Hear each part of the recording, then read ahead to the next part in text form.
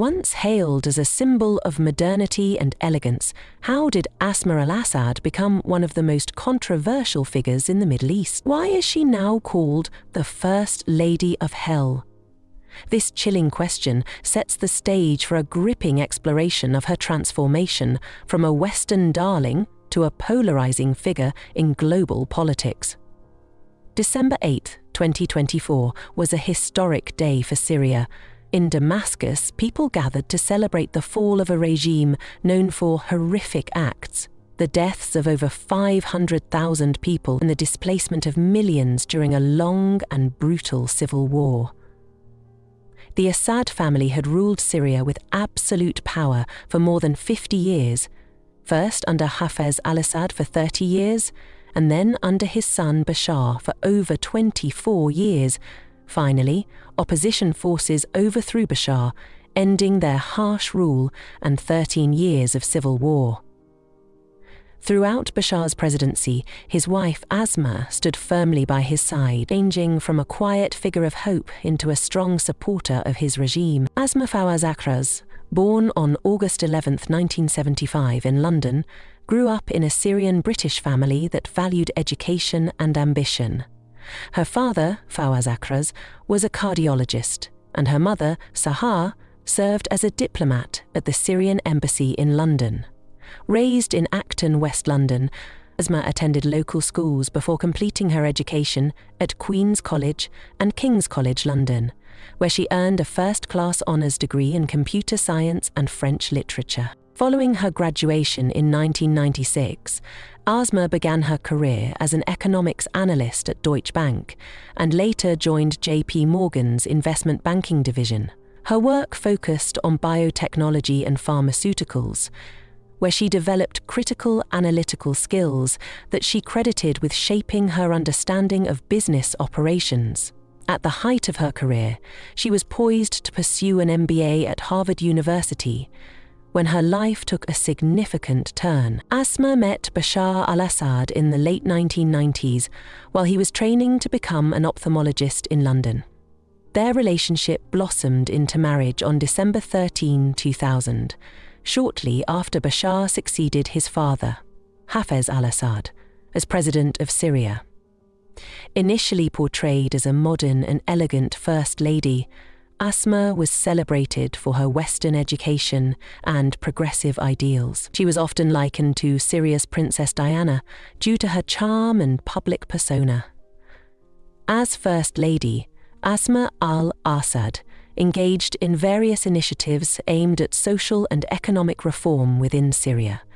She became involved with the Syria Trust for Development, which sought to improve women's rights and education.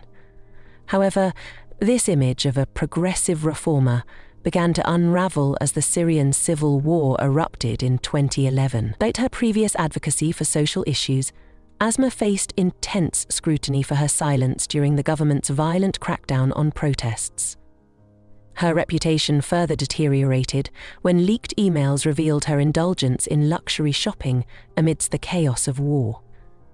This stark contrast between her public image and private life led to widespread criticism and nicknames such as Marie Antoinette and Lady Macbeth among detractors. The Syrian civil war began in March 2011, triggered by pro-democracy protests that erupted in the southern city of Deraa. These demonstrations were part of the broader Arab Spring movement, with citizens demanding an end to the authoritarian practices of President Bashar al-Assad's regime. The government's brutal crackdown on dissenters, which included violent military responses and mass arrests, escalated tensions and led to widespread unrests across the country. During the early years of the war, Asma al-Assad largely disappeared from the public eye. The initial violence and chaos surrounding the protests and subsequent military actions created a stark contrast to her previously polished and progressive image. As the regime faced increasing international condemnation and domestic dissent, she retreated from her role as First Lady, which left many questioning her stance on the unfolding crisis. Asma re-emerged in public life as a staunch supporter of her husband in later years. She began making public statements that backed the Assad regime, portraying herself as a devoted wife and mother amidst the turmoil.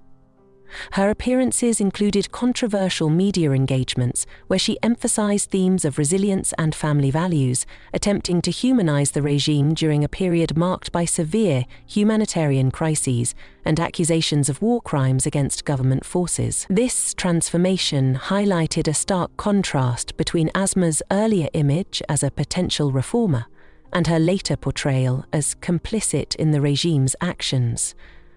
While she had once been seen as a modernizing influence with aspirations for social change in Syria, her support for Bashar al-Assad during a time of widespread violence led to accusations of complicity in war crimes. Critics pointed to her public statements and lifestyle amid the suffering of countless Syrians as evidence of her detachment from the realities faced by ordinary citizens. Asma al-Assad has been dubbed the First Lady of Hell, a title reflecting the stark contrast between her opulent lifestyle and the suffering endured by countless Syrians during the civil war.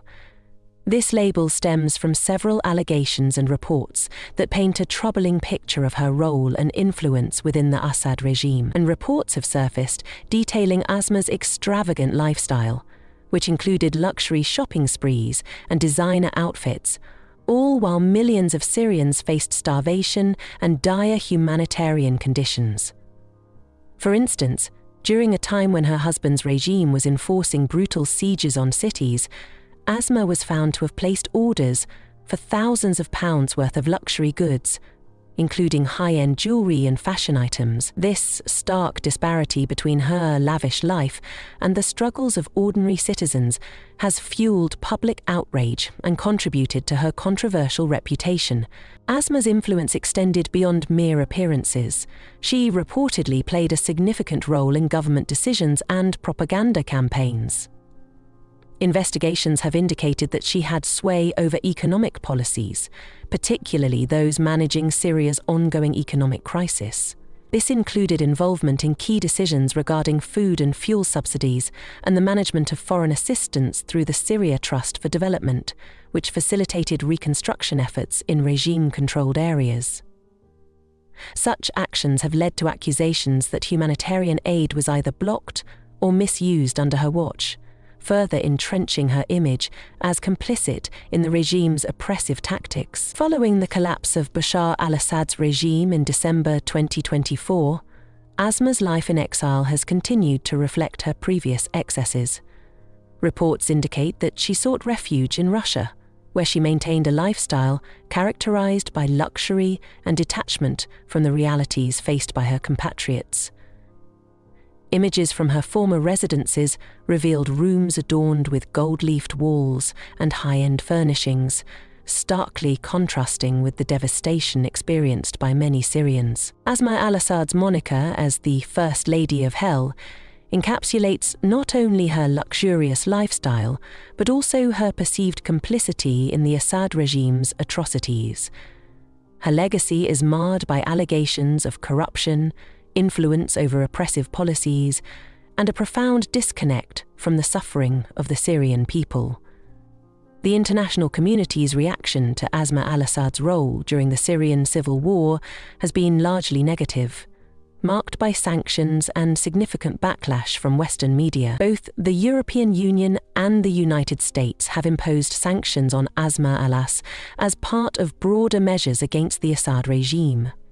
The EU initially included her in its sanctions list in 2012, which involved asset freezes and travel bans due to her complicity in the regime's violent suppression of dissenters. These sanctions were expanded over the years, with the US Department of State labeling her as an impediment to political resolution in Syria, citing her efforts to consolidate power through charities and civil society organizations that served the regime's interests. In total, these sanctions have targeted over 300 individuals and entities associated with the Assad regime, aiming to restrict their financial resources and limit their ability to operate internationally. Asma's loss of British citizenship further exemplified her alienation from her former life in the UK, intensifying criticism from Western media that depicted her as a symbol of excess amidst widespread suffering. As the civil war dragged on, Asma became an increasingly controversial figure.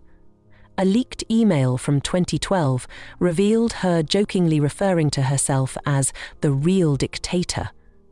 The international community imposed sanctions on her, and she became a persona non grata in many countries.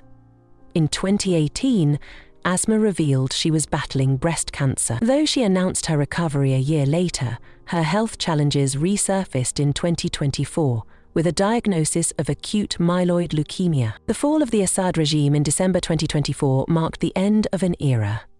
Overthrown by opposition forces, the family fled Syria, reportedly finding refuge in Moscow under the protection of Vladimir Putin. Their dramatic escape involved secret tunnels and the assistance of loyal allies. Despite their downfall, the Assads are believed to have amassed a fortune of $2 billion, hidden in offshore accounts, luxury properties, and shell corporations. Today, they live under tight surveillance in Russia, with their movements and options severely restricted. Asma al-Assad's journey from a celebrated symbol of modernity to a figure synonymous with tyranny and tragedy encapsulates the profound duality of her legacy.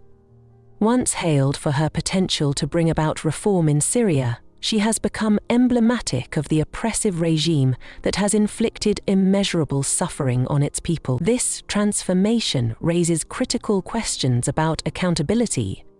Will she ever face repercussions for her role in one of the darkest chapters in Syrian history? As the Assad regime crumbled in December 2024, many are left pondering the implications of her actions and whether justice will be served. The haunting question remains: was she ever truly the rose of the desert, or has her true self been revealed amidst the ashes of a war-torn nation? This duality invites reflection on the real face of Syria's exiled First Lady. What do you think is the real face of Syria's exiled First Lady? If you enjoyed the video and want more content like this, be sure to give it a thumbs up. If you haven't already, subscribe to my channel and hit the bell icon so you get notified when I upload a new video. See you in the next video.